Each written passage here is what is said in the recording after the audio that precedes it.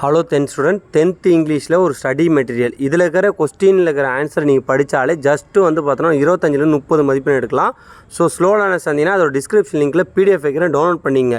இதில் இருக்கிற கொஸ்டினை படிக்காமல் மட்டும் பப்ளிக் எக்ஸாம் போடாதீங்க. இதில் இருக்கிற ஆன்சர் எதுனாலே உங்களுக்கு 5க்கு கண்டிப்பாக 4 மார்க் போட அதிக வாய்ப்பு இருக்குது.